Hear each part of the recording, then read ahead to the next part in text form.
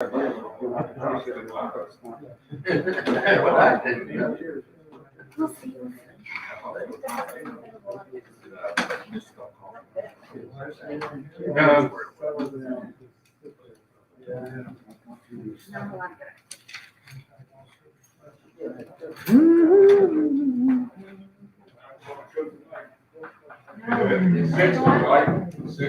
That's what we need. The art of that type of deal. Oh, absolutely. 60 degrees. Real chill. Amber wants it on 80. I want it on 60. I'm just having to wait. I'm working on You're generating too much heat moving around, and yeah, it's always cool. I said give him a little more money so they can pay for something. I need you to come down there and write a little something about us moving to the other building so people go down there. Okay. sir, how you? Yeah, when you want it. Yeah. How about tomorrow? We can do tomorrow. 9 o'clock? Yeah. Oh, yeah? 9 o'clock? Do you want to just meet you there? 4:14 or the other? 4:10. We're 10. Okay. You know him? Hey, Roger.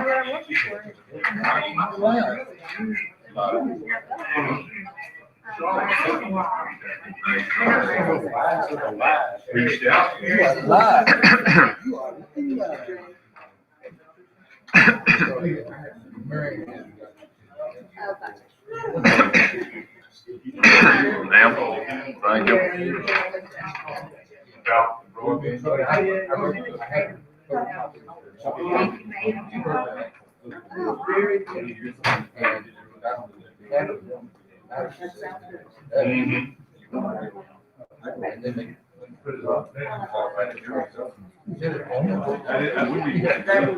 Hi, Tracy.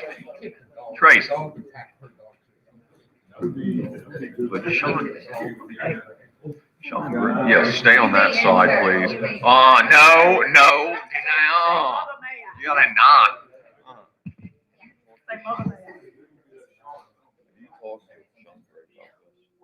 Does he have all this stuff? All right, so probably gonna postpone.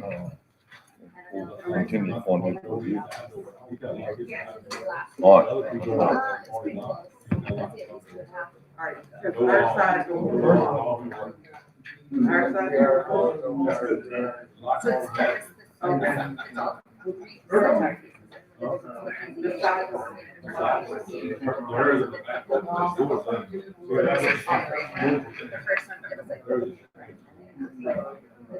If you push the little thing down the back,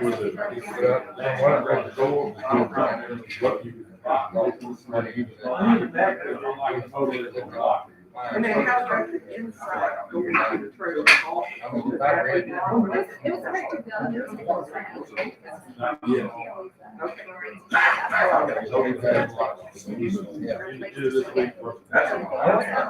Yeah, so it'll,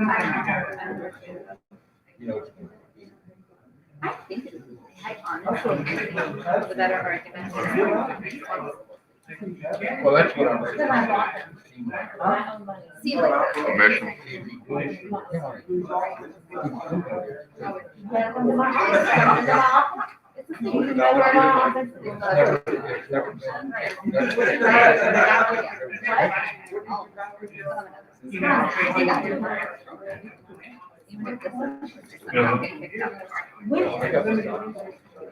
Oh, I mean, did you see the kids and stuff? My mom just had, my mom just had. Yeah, Virginia is a good one. They have blood loss. Yeah, so. No. FDA kind of screwed up. Yeah, so they've been at that much. I think,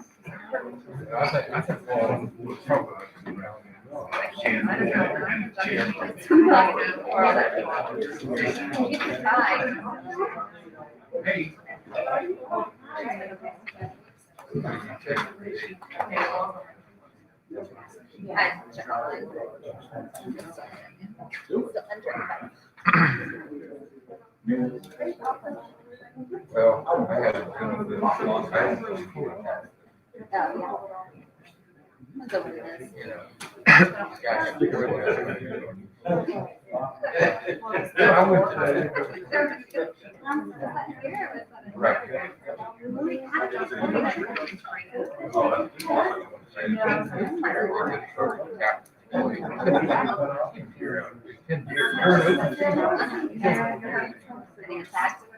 Yeah, well, he didn't have any kind.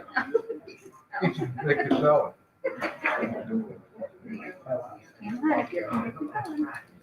You know, and you go. And I went back to see what, you know. Good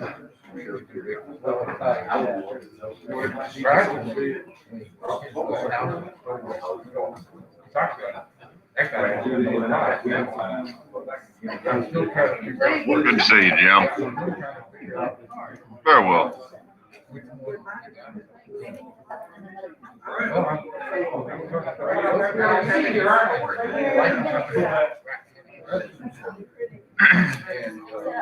I know the man. Yeah, that's cool. Yeah, that's fine. I want to do Jamie Wilkes and we'll do Jim McGrath. Come on. I'll rotate. Sweet. Thank you.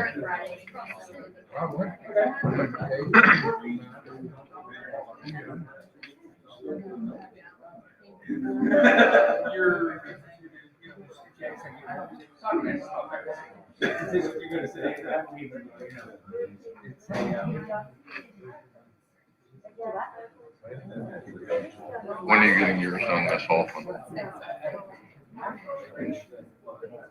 You were there. You were there. That's when they had the RS. Ready? No.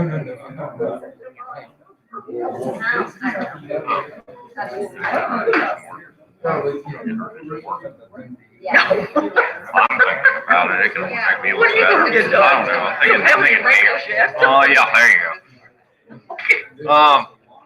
Y'all ready? All right. I'd like to call the Board of Supervisors to order. As always, let's start with the Pledge of Allegiance and a moment of silence. I pledge allegiance to the flag of the United States of America, to the republic for which it stands, one nation, under God, indivisible, with liberty and justice for all.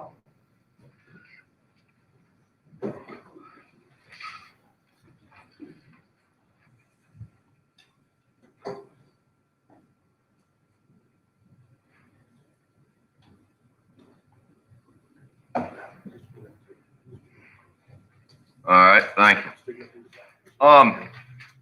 We do have a quorum. We do need to adopt an agenda. A couple different things.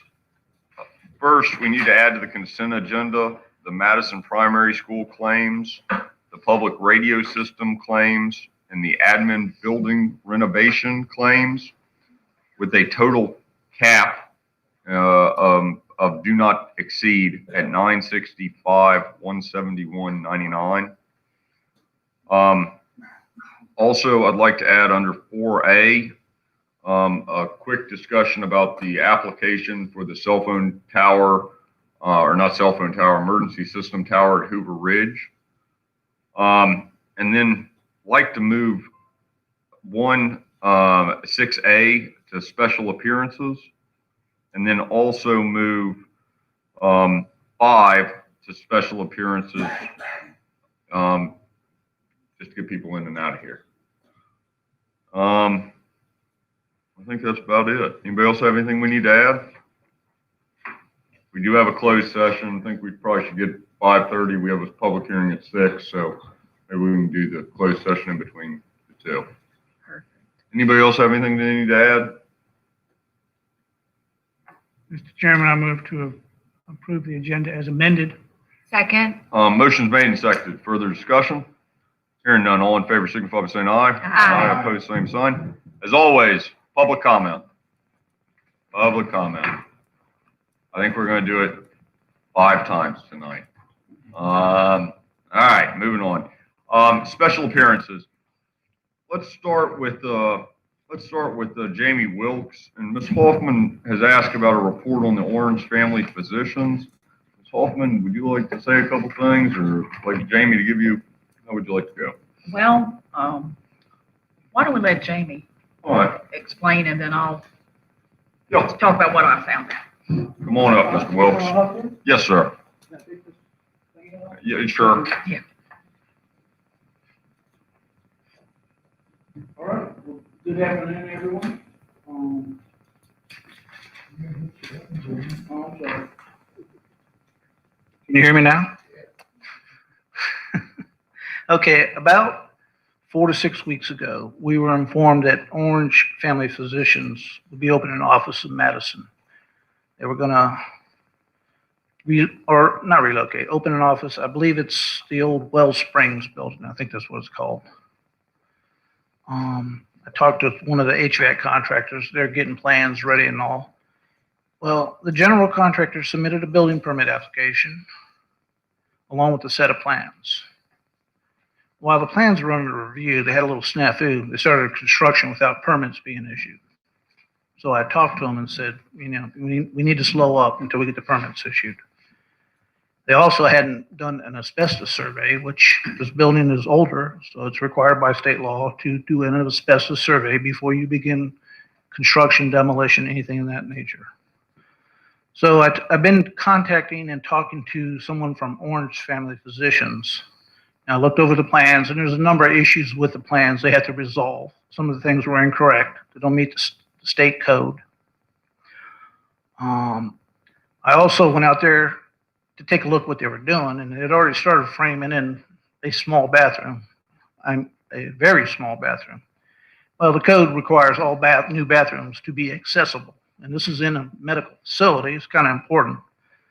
So we're working through those issues. I've talked to the person from the Orange Family Physicians a few times, the contractor a few times, and we got a meeting scheduled for tomorrow morning at 9 to go to the site, meet with them, and discuss what the requirements are, and then also to get a more clear, detailed scope of work, because it's been shifting. So the exact scope of work is not clear. But I think we're going to resolve all those tomorrow, and then we'll get the plans back on track, and we'll get the permits issued. So, do you have any questions? Well, I met with Barbara Lohr this morning. She's the practice manager. Yeah, that's who I've been speaking with. Yeah. And she had told me you had been out, and she said, we got shut down. She wasn't upset about it. She said, we want to do the right thing. And she said, I didn't know about an asbestos survey. The new part of the building, I expect doesn't need it, because I think that was built in 97. I wasn't sure.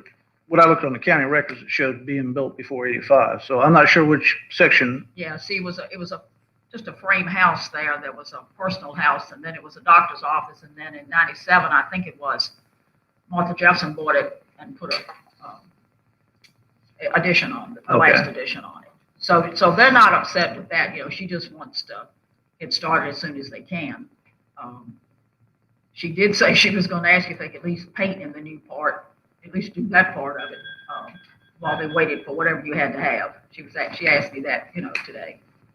Okay, and I was going to meet with them tomorrow. Yeah, that's what she said. Yeah, but she said we've done this before. We want to do it right. I said, we're not trying to, you know, pull fast when we just. Oh, I don't think they were. I think the contractor probably got a little ahead of himself. He probably did. Yeah. And we just wanted to slow down. Yeah. So, you know, it's a medical facility. Yeah.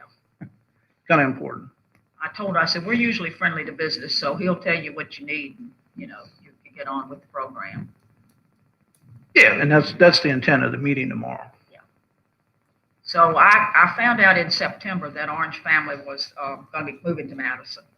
And Barbara asked me to meet her there today to go over, just to look at the building, see what they were going to do. They hope they can open in July. That's the plan. She said they'd have 9 examination rooms. They'll have an X-ray lab. They will have LabCorp there on site. And they also, down the line, not to start with, but they're going to have a physical therapy on the whole basement of their physical therapy office. And she said they'll start with 2 physicians and a nurse practitioner. And then some of the other physicians in Orange will rotate a day over. I think every day they'll take turns because they have 9 physicians in Orange now. She invited anybody on the board that wanted to come look at the building or just see what they were going to do. She did mention that little bathroom. And she said, we wanted just something there in case people had to run a child in there and didn't have to go down the hall to the, to the ones that are going to be handicap accessible. That was one thing she did tell me. She said it will be little. It was going to be little. I don't know if you'll make her change it or not, but. All I do is what the code says, bare minimum, Yeah. and that's what Yeah. we will enforce. Or And she guide said, them to. she said they'll start opening, they'll be open from Monday to Friday, 8 to 5 every day with the same walk-in clinic that they have in Orange now. You can walk in over there if you have a sickness and you can't get an appointment, they can walk in. And she said they were going to work with the free clinic on blood work and that type of thing, that they do that. And she did say they will be changing the paint colors.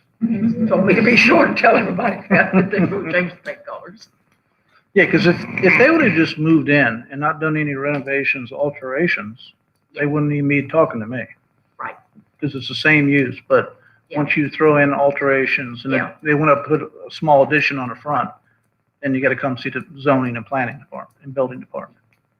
And it's a good group. I mean, I've been going to that group for over 30 years, and so has most of my family. So it's a good group, and it'll be a big plus for Madison. I think it'll be a real big asset. Oh, and that's what I told them in the email. I said, everybody's excited about it. Right. Just do it the right way. Right, exactly. Good. Good. Anybody else? Thank you. All right. You want me to Um, hang out for anything else? you got everything else moving right along in the building office? Busy, but we're moving along. Well, good. Do you have any questions for Jamie Welch? Please. Just would point out he's done a lot of inspection, and I had to drive to the inspection site on North Main Street. So we moved in and Jamie helped move the contractor along and all that. So if anybody's interested and wants a tour, I think that some folks at this shop are very well versed at what's happening. Looks sharp down there. If y'all haven't been, it's worthwhile stopping by. It's pretty nice. Yep, it's a major improvement and we appreciate it. Thank you, Jamie Welch. All righty, see y'all. Yes.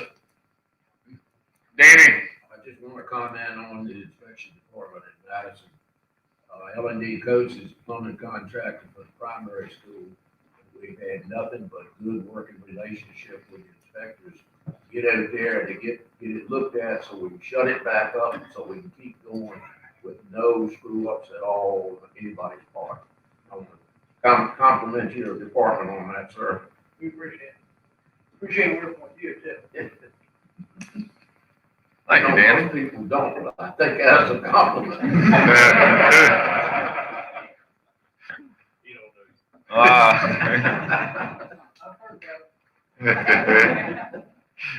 All right.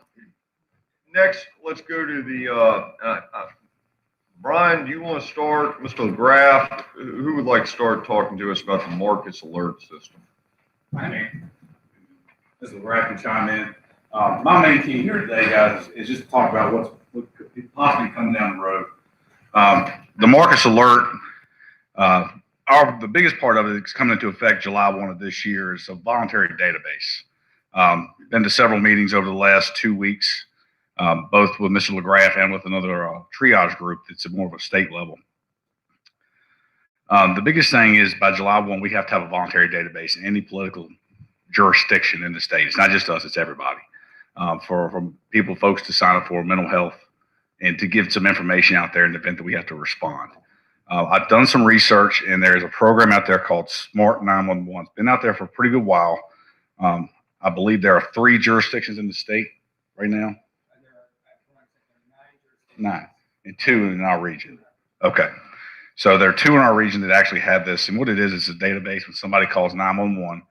If the number that they call 911 is registered in that database, then a field pops up and gives us information that they voluntarily put in there. So this program actually takes care of the voluntary database mandate by the state. The downside to it is $11,500 per year, and it's an additional $1,100 to start out with. Now, that is covered by the Coronavirus Relief Act for 1 year. Now, I'm sure we can talk to those folks and get a 3 or 5 year contract, whatever we need to do. But at some point, Madison County's got to start paying that bill. It's not something that's going to go away in 5 years after that money runs out. So I don't know where it's going to go. There were some talks yesterday of having our regional CSB take over that, the database that is, and have everybody have access to it. If that happens, it takes us out of the loop on this. If it doesn't, by July 1, we've got to have something in place by state law. So that's mainly what I want to bring everybody, make them aware of. There are some other things that are going to be coming down the pike later on, additional training for dispatchers, additional procedures and policies that are going to be put in place on how we react to certain calls and certain criteria in those calls. It does get pretty dicey. There's still a lot of things up in the air that we don't really know how it's going to go yet. But I am attending these meetings to find out. But the biggest thing that we're going to do today is make everybody aware that this is coming. And Mr. LaGraff, if I've missed anything at all, just let me. No, I think it's, okay here. Yeah, wherever you want to go, whatever. Yeah. So first off, I do want to commend Mr. Gordon for being on our team. I don't want to say I sicked him a little bit loose on some of the state triage team, but I was really very, very glad that he was representing our region, because when we had some discussions about his expertise, it was clear that it was not in place at the state. And we were talking about, it's a really technical business. And if you don't have that technical understanding, what I was afraid of being pushed down from the state would be fairly catastrophic. There is the Smart 911 system. It will meet the mandate. We had a meeting yesterday of our local implementation team. The local implementation team would prefer for the CSB to take on the voluntary database. The reason why mostly is because part of the Marcus Alert desired outcome is that people who are more marginalized, maybe a little less trusting of law enforcement, would be very hesitant to submit voluntary information into a system that they thought was directly tied to law enforcement. I do believe, I talked to my IT people this morning. We don't know how we're going to do it. She had heart palpitations, but we'll figure something out. At this point in time, for July 1st, there is no requirement of what that voluntary database system could be. So it could be as simple as someone in my office keeping an Excel spreadsheet, and once a week sending that Excel spreadsheet out to all dispatch to be able to search and solve the problem. I do find the Smart 911 solution, while it's being strongly pushed at the state level, it's $2,500 per council for the minimum basic requirement. I think you have 5 councils. I do, but the way when I had the conversation, when we set 2 of them up as backup, because we have a minimum staffing of 2, so it cuts us a little bit of a cost break there. But I know in Richmond alone we have 36, so that's $100,000 a year just for Richmond. So I do not think the Smart 911 solution to this part of the legislation, without significant state funding that is not coming, is practical.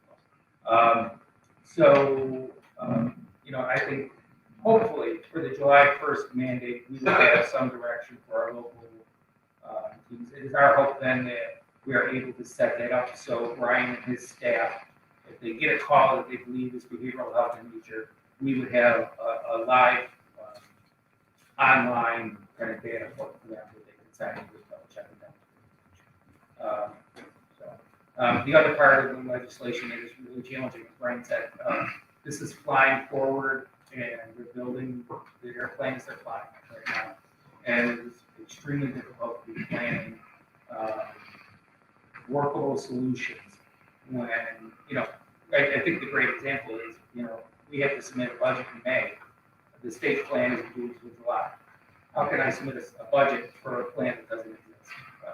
And the big talking point today was, if this actually happens, which it has to at this point, it's the first state in the country to even try it. So there's no model to go by. Yeah, we're real cutting edge. Why would we not want to take Mr. McGrath up, other than next year's budgetary season, to get him to put together this voluntary database? We definitely want him to do It that. sounds like it's a good partnership. Yeah, we definitely want him to do that. Yeah. I don't know that he wants to do that, but. Well, I think from our perspective, we do believe we could get people to enroll with us. We have access to a lot of the individuals that are on these calls. So as part of our intake, ongoing case management process, we can say to people, voluntary database, are you willing, and we can slide that information over. And again, the more I get into this, the more I learn for law enforcement, it's information. The more information I can get to law enforcement at the scene, the better things are. So, again, I have no clue whatsoever on how we're going to do the database, but I have people who started working. It seems like that. This is why we got you people working on this. It sounds like a good plan. I mean, what questions do we have? Anybody? Thank you for the update. Keep us in the loop, and we appreciate it a whole lot. All right. I guess we're going to consent agenda. We have minutes from March 23rd, April 7th, and then the approval of all the bond proceeds. And that's broken down with a do not exceed at 965, 170, 199. Anybody have questions or thoughts, comments, motion? What do y'all want to do? Mr. Chairman, I move to approve the consent agenda as presented. Second. Motion's made and seconded. Further discussion? Hearing none, all in favor, signify by saying aye. Aye. Opposed, same sign. All right, constitutional officers, county departments, committees, and organizations. Noah, you're up front. How are we doing? Doing good. 113 calls last month, 9 minutes. We did get another 20 back from the shop, so that's here and getting it back together. And I'm going to take a little vacation, 18th to the 25th. And Gavin Helen will be steering the ship. We got any questions for Noah? Valerie, good to see you back there. How's your shop going? All is well. The Department of Social Services fully staffed. Working on doing some community outreach with both the free clinic and Mesa to make sure folks that might be eligible for Medicaid and food stamps can get what they're able to get. Well, all right, Tracy? Two things that were on my report, the medical marijuana facility, there's a civil suit now on the pharmacy board, so they can't make a decision on who gets the license. So the next hearing on that is June 25th in Reno. And 117 Marketplace, the old Mad Arts, plans to open now in May. There's actual wording on the door. However, it will be a specialty store for kitchen and home products, sauces, spices, beauty products, local meats, cheeses, eventually beer and wine, and also will serve salads and wraps using local products. Roughly open Wednesday to Sundays, possibly 11 to 6, and bag coffee. And this is at Mad, this is the coffee shop? And when are they planning on opening? No, they're not having, it's not a coffee shop. May? Bag coffee, yes. But we have Keurig and, we'll probably. It's not, it's gonna be like a specialty shop, But May? Yes. but not coffee like. I'm just encouraged to hear they're opening. I mean, I think you told me in May like 6 years ago. I mean, this is great. Good news for everybody. All right. I think I've gone over most of it. The ribbon cutting at Hub Club is going well. Now I know why my Lord has my eyeballs. There you go. Chris Snyder, again, is coming to the office for Wednesday from 1 to 4. Rose River is on the cover of the travel guide, which I've reported on, but I've now heard the demand for that is up 43%. Our walk-in visitors have been up triple March over February. Prince Michelle debuted their Love Works, which is done by Thomas Fernandez, which is beautiful. Same one that did the cards and the Archways in Beasley Park. Still have the one tenant, one of the original people are supposed to come by and decide if they want to do that or not. Again, that was a lot of selling on my part, but I'll get to that point. Still trying to deliver brochures to local businesses, our support local window clings and magnet trends, so I'll be distributing those and putting that in paper as well. I'm working on Demolition's Afid grant. I'm also working with a few of the wineries on a Virginia Wine Board grant.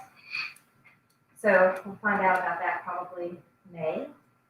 But it's basically bringing people and bands from outside the community and doing a tour of 3 wineries and then bringing them back. Mad wine tour with Mad Lib cards. Oh, that they that's can cute. Take back and come back next time. Starting out with 3, because you go to more than 3 wineries for tastings, you don't need to be doing that. So we may rotate. Set you a limit.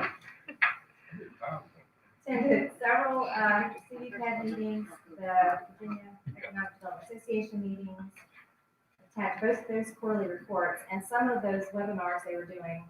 One of our local people actually was hired at a very good rate to work part-time for the Small Business Development Center. So that was also good news. Madison's going to be offering 5 free websites from the Small Business Development Center, so I'll be working on that as well. Broadband Task Force. Just one great only in Madison story. The 29th, a couple came in. They took the brochure, but they really wanted more historical information. I knew the museum was only open for appointments, but it had their number to call. I knew they weren't there. Called Max. He met these people in 15 minutes at Kemper. Then they went on to the Cricklersville Mountain Museum. Then they all had lunch together at Grace Market, and that did not happen anywhere else. Max Lacey experience, yes. Exactly. There you go. And next, Sell them to school? I forgot that part. That's a good idea. Telling you.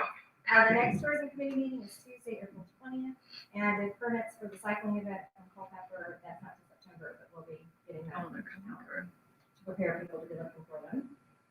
Lovely. And other than that, that's it. My vehicle's in the shop. If you don't see it, I'm still there. I'm waiting on my Uber call, so I have to let them know if I need to stay. Is this Matt? He's your Uber? All right. Oh, I thought we really had an Uber. No, it's only- I was really excited. We are getting quite the diverse Main Street business deal, though. That's good. Any questions? Shops right together. Yeah, go together. All right. Any questions for Tracy? I know we're coming back to you. Clarissa? Yes, let's see, I went with the game wardens, or the conservation police officers, and helped them, really strong word, stock the Rose River before Heritage Day, which was an experience. Fish way more than you think. It is harder to get them out of the net than you think that it should be. But no fish were killed, and that I think is very important. I also got to have milkshake at Grace's Market, and it was delicious. I recommend that to anyone. What else is going on? I am supposed to be in a training right now learning about new laws and legislation. There's a lot that's changing in criminal justice. Some of it is not very well thought through, quite frankly, and we'll be very interested to see how it plays out going forward.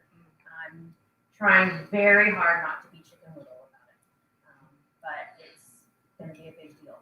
Remind everyone that we do have lots of jury trials coming, and they're not all my fault. And so I hope that the citizens of Madison don't hold that against me. Right now, we have a jury trial scheduled for every day in October. Granted, the majority of that is a civil jury that I have absolutely nothing to do with. But there are others planned, and we do anticipate that a lot of the legislation will lead to more jury trials. And with a community of 13,000 people, that can be a pretty significant hit to our population that participates in jury duty. My other notes are mostly about the budget, so I'll hang out until then, I guess. All right. Good. John Shear? Well, as most everybody knows, we're in phase 2, that's 16 or over for vaccinations. And so far in the county, we've done 4,681 first shots and 3,370 second shots fully vaccinated. That's 25% of our population. Now, if you cut down under 16, that number goes up because they're not eligible. So I think we're doing pretty good on that front. Let's see here, the hotline's going pretty good. Between March 2nd and April 5th, they received or made 3,254 calls. Wow. So they've been hopping pretty good, whether that's people calling up and asking questions about COVID, getting a shot, where can I get a shot, all that good stuff. But that volume there is pretty good. It is slowing down, but they're still fairly busy. I guess for anybody that hasn't heard about the Johnson Clinic today, or the vaccine, a little hiccup there, put that on pause, because they gotta work through some details, they're having some issues with that. We were kind of hopeful that the Johnson would be the answer with the one shot and done, but apparently got some issues to work out. Really sad, like I said, just roll along. At some point, we are gonna have to try to scale back our operation with 25 to 35% of the population done. That's our most vulnerable folks. So, like I said, at some point, your 30s and 40s are going to have to figure out, with Walmart and all these pharmacies coming on, hopefully Orange Family at some point, people be able to get shot there. But we did really try to help the health department with the surge, and I think we've done a pretty good job of that. Probably go through the rest of this month and maybe a little into May and see where we stand with that. So, working real closely with Culpeper Hospital, like I tell you, those people are. They're on top of their game up there. So that's about it from here. Anybody have any questions for John? All right, Brian. Going very, very well, very, very busy. Next Generation 911 is getting very, very close. Verizon has installed both fiber circuits into our building to feed that system. The problem we're dealing with now is Motorola is so backlogged, they can't come in and configure our systems until October. So I'm leveraging some contacts I have to try to speed that process up. But we are getting very, very close. Our hardware, software, and hardware in the building are done. It's just a matter of getting about the same ball page and getting those things ironed out. Radio system, continue to have weekly meetings, in many cases, several meetings a week. Tomorrow I'm having a meeting at 9:30 in Greene County to start talking about fleet mapping, which is how basically the blueprint of the radio system, how it will work, how it will operate. I had a stakeholder meeting with the folks here in Madison about 2 weeks ago to kind of get their thoughts on where we're going to go with this. I'm also going to Fluvanna County on Thursday to speak with Mike Grandstaff, who's the director down there, on how they did about 18 months ago. So try not to reinvent the wheel, but it is a huge undertaking. They're estimating between 8 to 9 months to iron this out to get it like we want. Towers, Hoover Ridge is coming up pretty good. I understand we'll talk about that a little bit tonight. Also working to Hughes River. We've got working with the BOF on that, iron a few things out as far as that goes. Other than that, we're plugging along. I think we're in a good spot. I talked to Motorola on yesterday. The goal here is to go live next June. And the reason for that is foliage will be on the trees by then, and we'll get a good test out. We don't want to do that bare tree, make sure we got exactly what we need in the worst case scenario. Questions for Brian? Ms. Murray? Well, we're gearing up with Amended and Tyler. I'm gonna have to participate with Tyler implementation because of the cash management side of that. Bank rec will be in Tyler. So there's gonna be many meetings coming up, just to let you know. We've moved and it's a beautiful space. And I want to thank Roger, Joe, and Bruce for getting us up and running. We really do appreciate what you do. So thank you. And I guess that's about it, but please come by and visit us. We'd love to have you. Ms. Lowe?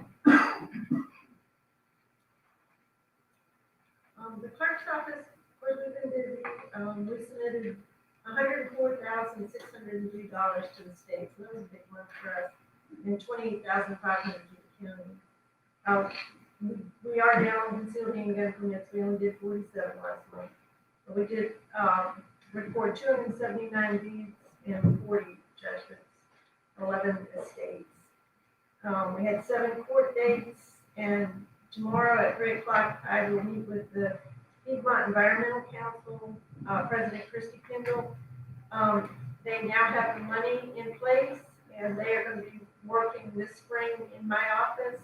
digitizing all the park papers, all those boxes that are just in boxes. They're gonna take them all, they're gonna digitize them, it's gonna be on the JMU website. I believe it'll be on the Piedmont website, but part of my agreement for them to do this was that it could be on the county's website. That's nice. Questions? All right. Danny or Mike Moscow from the Planning Commission, what do y'all been doing stuff? Danny's supposed to be the one representing us. He's probably did that to me.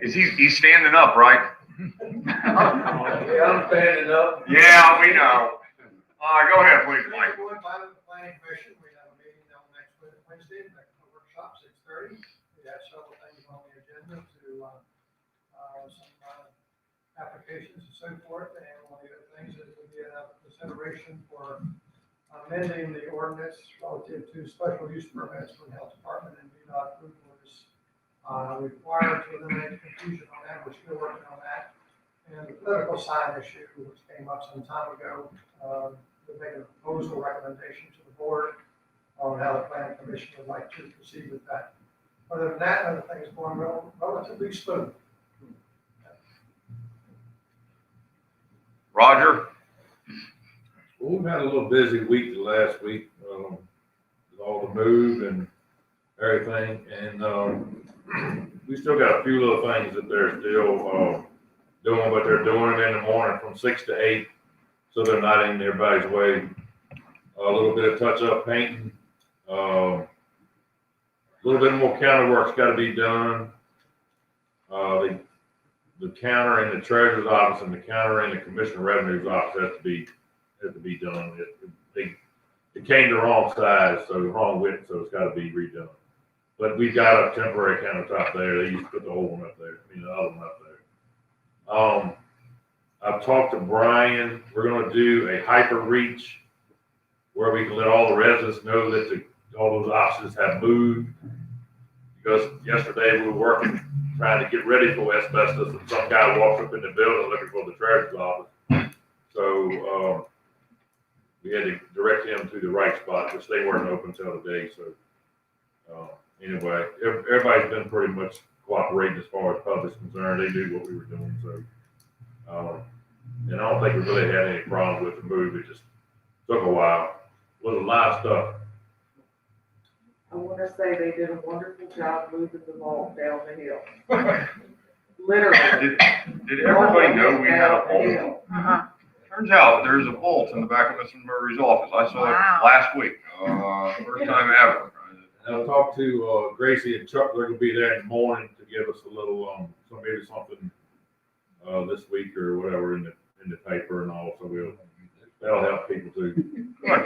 Well, whatever it is, this week, next week. Sometime in the next 6 months, they're going down to meet with Roger, show the building. It looks good. That's why Chuck wanted to do tomorrow, because he gets the leg up on Gracie. All right, 8 questions for Roger. That's how he rolls. Livingston? Roger, the 410 move, it's been a busy week. We're up and running pretty much IT-wise. A couple of loose things to get going. Printers and things of that nature. Phone line, backline. And then it's ERP. I'll be there all day long meeting tomorrow, already know. And that's a struggle to get in there and have a whole day to sit there and do that. But we gotta do it. So we're back at it on Thursday, right, to fix the loose ends at the 410 days. And Roger's kind of underestimating his effort. They did a little work on it. They did a lot of work. Certainly be putting me in the hospital trying to do what they did. But anyway, that's our world right now. Good. Ms. Fry?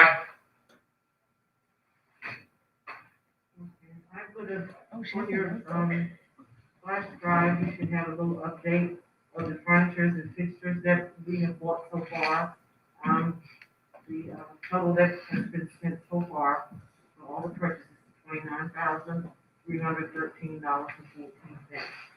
There's still a few more items, but so far everything has gone well. I think the building department, some of their things were delivered today. Of course, what other stuff that we ordered, they're storing it for us until we move back to 414, because we don't have anyone to put it on yet. So they are very appreciative of you all agreeing to buy locally, and then I know they will treat us right. So thank you all for agreeing to that. That really made it a whole lot easier. Thank you for what you do. Thank you, Mr. Ross. The sheriff did want me to. Oh, yes, the sheriff. The sheriff did want me to let everyone know he is 7 deputies short right now, with 4 out with COVID. So that's a hit. That is a hit. All right. As far as I know, they're not tested positive. Out with, yeah, that's all he gave, quarantine. All right. Sorry, didn't want to. No. Well, hopefully they recover quickly and don't have it and all that. Yeah, but 7's a lot. 7 is a lot. Brian Daniels, I know you're on here. Anything going on, Brian Daniels? Just to echo what pretty much what Stephanie said. We're appreciative of Joe and Roger and the rest of the clan getting this moved down here. Enjoying the new space. Again, working with Avidity and participating in those meetings to try to get converted over to new software. Other than that, getting ready for real estate assessment. Good. We got any questions for Brian? All right, moving on. Old business. Tracy, tell us about the AFID grant for Revelations Vineyard. Okay, this was, when the state came down and did that award ceremony October 29th at Revelation. They're making their over $2 million investment, looking at adding 5 jobs, and they have to produce so much Virginia grown, which they grow 100%. 100% of their own grapes. So Jack asked me to come up with an estimate, and the day that I was trying to do it is the day they were moving. So I just showed you guys what I came with, lowballing it, which I knew. And then I had Jamie go over it today. So what it looks like, as we did with Plow and Hearth, the award is $25,000, and the performance contract is for 3 years. So we have to match that within those 3 years. So we can waive permitting fees, which Jamie was not happy about, for those 3 years, and then we make up the difference. So I talked to Jamie, I talked to Brian, and came up with these numbers. And the very vague estimate, because things can change, is about $6,225 in waived permitting fees. And so we would need to match the $18,775 in cash, which is basically amounts to the amount of economic revenue we get from the tax revenue for the first year. Their total new additional tax revenue would be on a $2,316,000 investment, $271,000 in machinery and tools, $1,900,000 invested in construction and/or improvement. That would come to $14,000 per year, and now their taxes are about $2,000. So estimated $145,000 invested in furniture, fixtures, and businesses. That comes to about $5,000. So the new additional tax revenue is $18,555. So their total would be about $20,555 versus $1,700 per year. And with Plow and Hearth, just to give you, with the Governor's Opportunity Fund, they had almost $25,000 just in the waived fees, and we made up the $100,000, $71,000.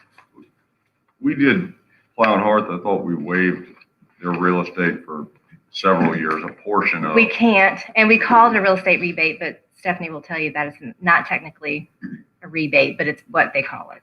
It's what the state calls it. And if we come to a conclusion that they're not meeting their goals, we can ask for a 15-month extension. Hobbs, Sean, Greg, what you all have to add on this? The long and the short of it is, with this additional tax revenue, if everything comes to pass, there's less than a 2-year payback on additional revenue with the $25,000 the county would put into this. The one drawback to these economic development agreements is that the county stands between the state and the recipient, so that if anything goes sideways, the county would be in the role of enforcing the collection. So we could pay the state back, not just what the county would put in at some point, but what the state has put in. So that's why we call these callback agreements, so that if the developer doesn't go forward as planned, then the state and the county would get their money back, but the county has to do the work. Not to be negative. If it's a good project, it's a good project, and this will be good for Madison County. And that's the one downside.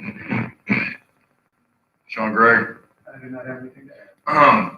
The recommendation that's in front of us is that we, if we're all comfortable with this, we make it an executive decision or administrative decision to sign pending legal review.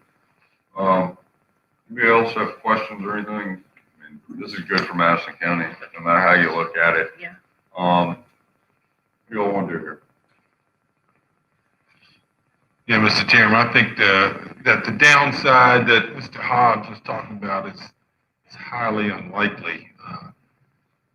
In this case, knowing the owner of this business. So I move to authorize the execution of the agreement, subject to the review of the final edition by the county attorney. Second. Motion made and seconded. Further discussion? Hearing none, all in favor, signify by saying aye. Aye. Opposed, same sign. Thank you. Discussion on broadband. We all listened last week to the planning commission and the discussion. I thought that it was actually very positive. Cordy, you've been working on this. Go ahead. All right. Well, clearly, for those of you who were at the joint meeting with the Board of Supervisors and the Planning Commission this past Wednesday at the fire hall, everyone in the room is eager to expand broadband connectivity to the citizens of Madison County. That's the second thing on their goals list for the supervisors at this point. I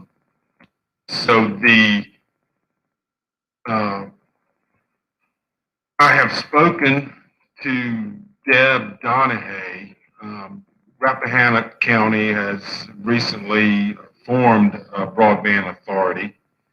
So I spoke to her this past Friday, and she gave me some good information. So for now, I was speaking with Mr. Hobbs, and this board has talked about it back in March, I think, about hiring a consultant. So I would like to have Mr. Hobbs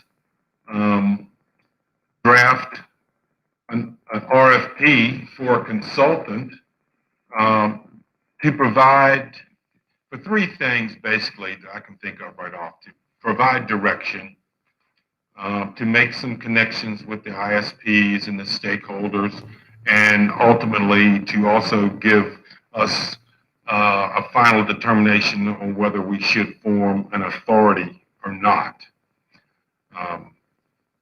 So I also want to pass along to Mr. Gregg that, and everyone else, Deb Donahue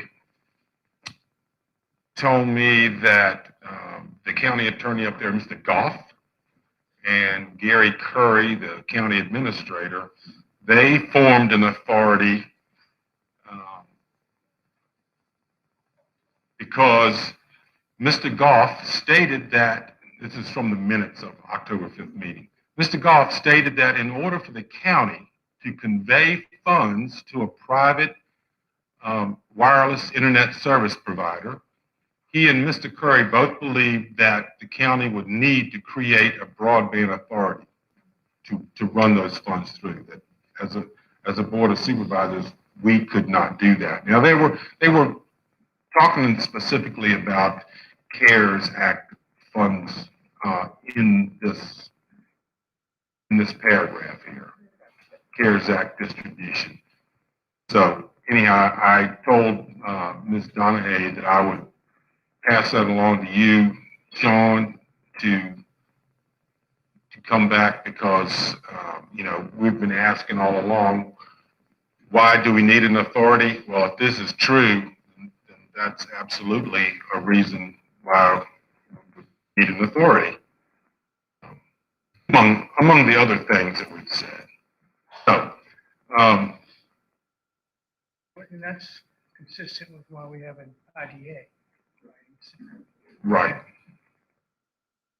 Yep. If it's true. Yeah. And then I guess briefly, I'll say that I had two questions for her. One, why establish an authority? And number two, why did you decide to staff the authority with the Board of Supervisors members?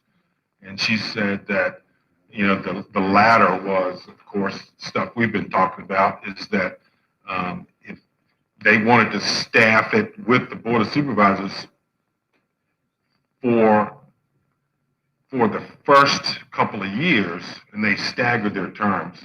And as they see things going the way the Board of Supervisors wants them to, they probably roll off some of the supervisors and bring on other members. But initially, they wanted to be able to control it. Of course, they only went for 5, and you can go for 7.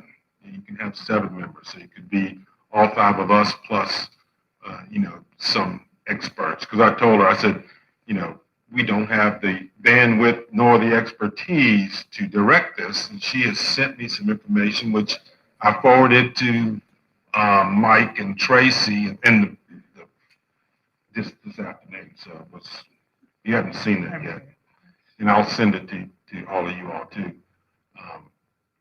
They've had some presentations from outside sources that they're going to lean on to actually do the heavy lifting during this thing.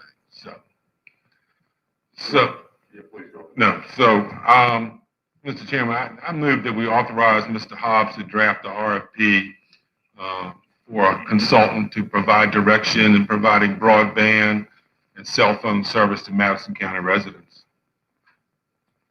Second. Motion made and seconded. Further discussion? Hearing none, all in favor, signify by saying aye. Aye. Opposed, same sign. Yes, I certainly agree to do that. And the plan would be to work with Mr. Yao and certainly Ms. Gardner to pull this together. And I would think that this is the kind of thing the board would want to touch again before we advertise. So we'll work along on this. Very good. Yeah, I did say draft. So. Yes, sir. This is encouraging. This kind of an encouraging step. I think it's part of the process. Good. All right. Anything else on broadband? Next, I've got on here 4A, I guess, is the tower site at Hoover Ridge. We're about to file with the Planning Commission or with the Building and Zoning to get the special use permit for this. Really would like Sean Gregg to review this, and Brian, I'm sure, has reviewed this at great length. But we do not want to go down the path that we are currently in court over. Make sure all the I's are dotted, T's are crossed, and then be able to, if y'all feel it works out and want me to sign the thing, get it on the docket for the Planning Commission. Hobbs, you got anything else on this? No, sir. It's just we just need this to be thorough and complete and have no room for complaint about the county's not following its own ordinance. It's the issue here. We do need to move with some due process on this. I believe the ad's due to the newspaper real soon, so you'll let us know where you are so we can track you down when it comes time to sign. Anybody have any questions, thoughts on this? We should learn from not our mistakes, but learn from doing things the hard way, and let's do this one the easy way. John Gregg, we got this for you. Thank you. What's the, yeah, I knew you'd appreciate it. What's the pleasure of the board on this one?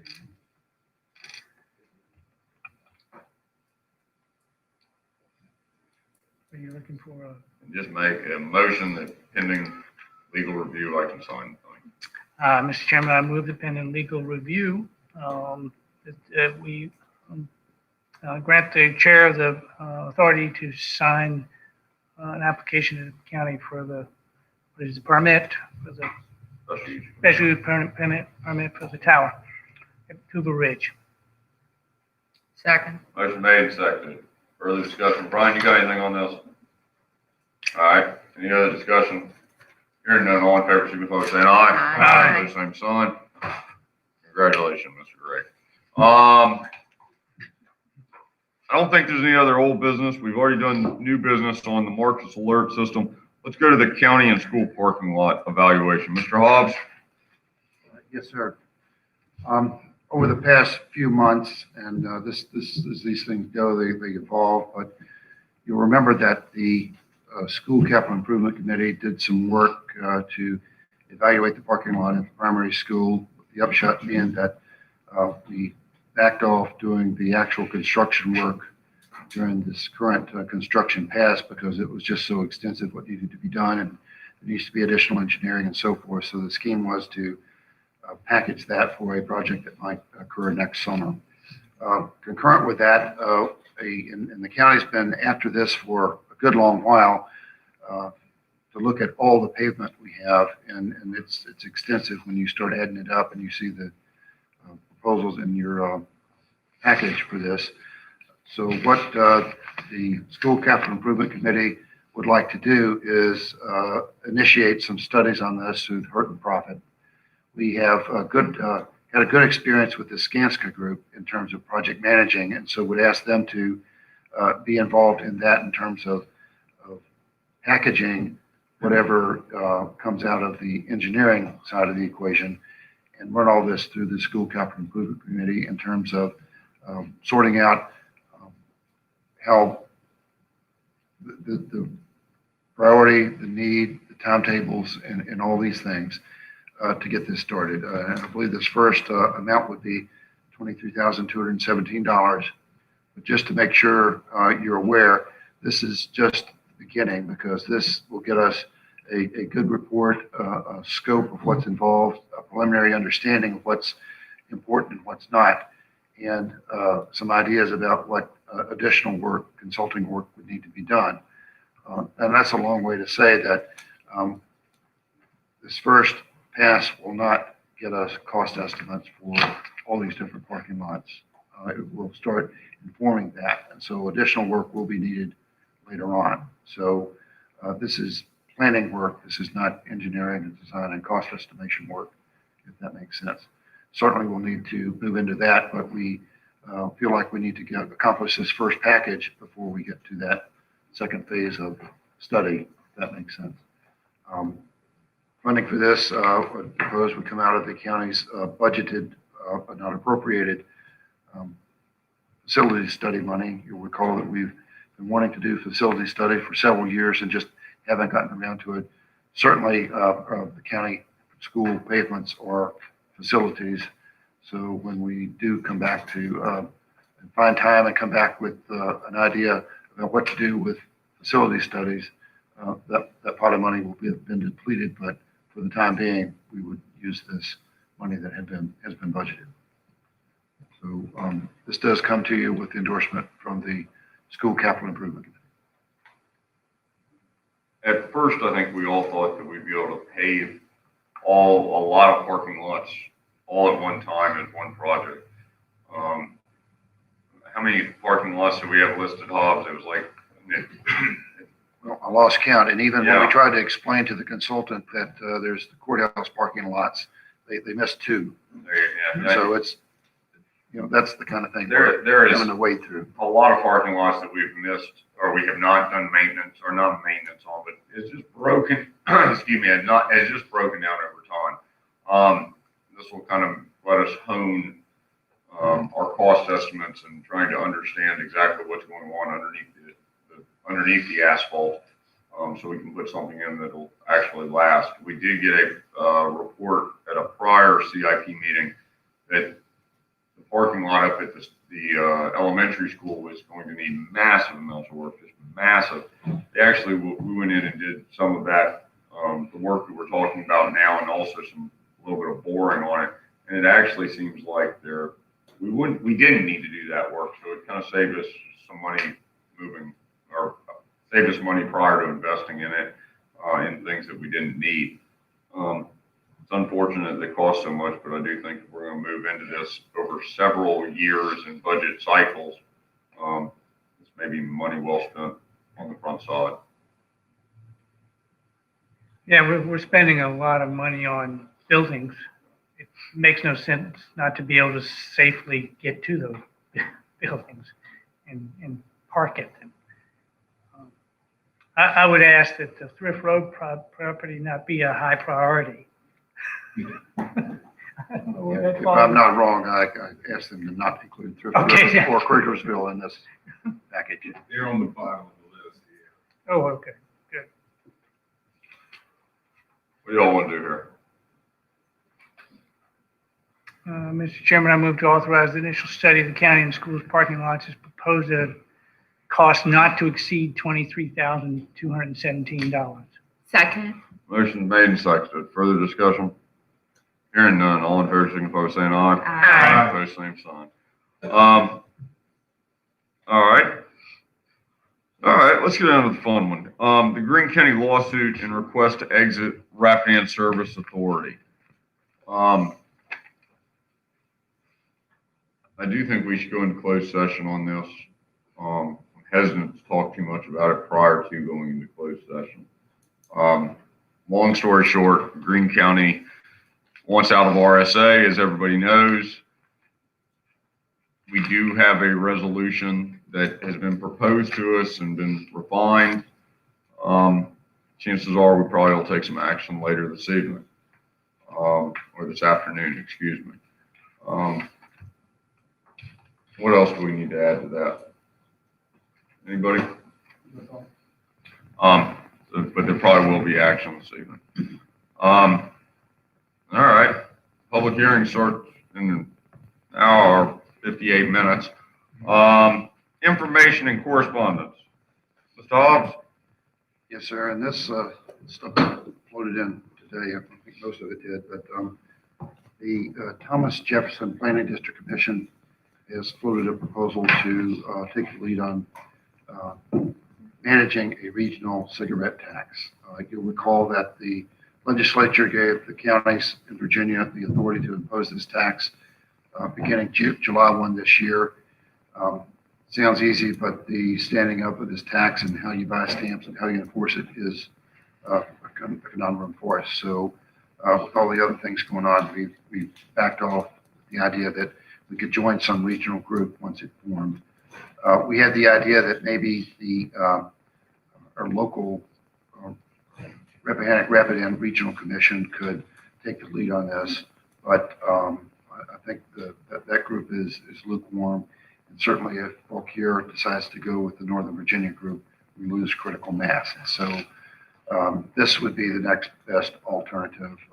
Plan C, I suppose, would be to begin talking to the Northern Virginia group. But the idea is that if this could be administered on a regional level, then the county would get a net check from this and not have to be forced to buy stamps or invent the wheel or do enforcement for this kind of tax. It's more efficient to do it the way they do it in Northern Virginia. So this came in today. The material's on your stick if you want to read through it. No recommendation yet, but we're leaning towards suggesting that Madison County participate in this to possible. Not to speak for Mr. Daniel since he's not here, or I suppose Ms. Murray and their roles in all this, but I think they both are on board with this being administered by somebody else and not the county. So we need to do some homework on that one. So the next thing I have is in your package is a letter from Jess Sweeley. talking about the budget, and you can read that at your convenience. And coming down the way, and some preliminary information is in your package on this idea about using animal donation funds for purchases at the animal shelter and for some animal medical expenses. But that has not been packaged for you to consider this evening. To bring that back at the end of the month. But if you want to read ahead, it's in your material. That's all I have, Mr. Chairman. All right, anybody else? All right, back to public comment. Yes, ma'am. So unfortunately, I will not be here for the budget meeting because I have another meeting at 7, because my life is that fun. I did want to bring up 2 things. One is that the paper, and I'm sorry, Gracie, said that my office had $100,000 increase. And I just wanted to point out that that includes the personnel expenses of the new body-worn camera attorney position. And when you take out personnel expenses, it's $2,770, which is basically office expenses relating to the new position and body-worn cameras. So other than that, we're as close to zero as we can. So I wanted, and then also, I wanted to ask again for the $20,000 in drug court money. And I spoke with Mr. Hobbs about it, and I believe that what we need from the board is a motion and a vote to add that to the budget. And so if you are able to do that tonight, either yay or nay, I would appreciate it so that we could move forward one way or another. Obviously, for a lot of reasons, I think that a yay vote would be helpful to our county. So if you'll remember that at 7, I would certainly appreciate it. Thank you. So, all of the sheriff's department, all the deputies, everybody's got a camera now? Yes, all of the deputies have body-worn cameras. All of the patrol vehicles, I believe, and hopefully the sheriff is listening, he'll correct me, have in-car cameras, which provide both a view in front of the car and then a view of the passenger cage compartment in the back seat. And so I should have mentioned this, but one of the things that's coming down the pike is that my office is going to have to do a time study for the state compensation board. One of the parts of criminal justice reform is also reforming the way that the state pays for particularly the Commonwealth Attorney's Office. And so we are also having to keep track of the time that we spend in body-worn cameras. We're still refining that in our office, but it's easy to say that we're spending an hour or 2 a day just going over the footage. I mean, it's nothing for a DUI to have 7 or 8 pieces of video evidence. So it's apparent to you that having these body-worn cameras and the cameras in the cars justifies that extra position too. Oh gosh, yes. And I also think that once we get the time study done, there seems to be a sense that perhaps there are too many prosecutors in the Commonwealth. And I have a feeling that once they see the time study and they see what we're doing and how we are spending our time, the realization would be that perhaps they should have just given us the 100 or so positions that we've been asking for, because we probably need quite a bit more than that. When you compare the size of the number of prosecutors in Virginia to the number of prosecutors in other states, it's unheard of. We still have part-time prosecutor offices. And our duties under the statutes and under the Constitution are ever expanding. And I spend a lot of time doing things that are not felonies. Misdemeanors take up a lot of time. And they're important to people. That's what touches their lives the most often is a trespassing dispute. If I could not have to deal with those, that'd be great, but that's what I get paid to do. And so I happily do them and talk to people. And, I probably spent 40 to 60 hours on a misdemeanor case. It's not prosecutable. Just because you got to do it because it might be. I got an email. I think we all got an email asking about whether our sheriff's department is wearing. So now we can, I can answer that, huh? I believe that their policy is on the sheriff's office website, so. Okay. And at some point, I think we're gonna try to do a demonstration for the board of how it works. But if I had something that was not case related, I could throw it up there and show y'all.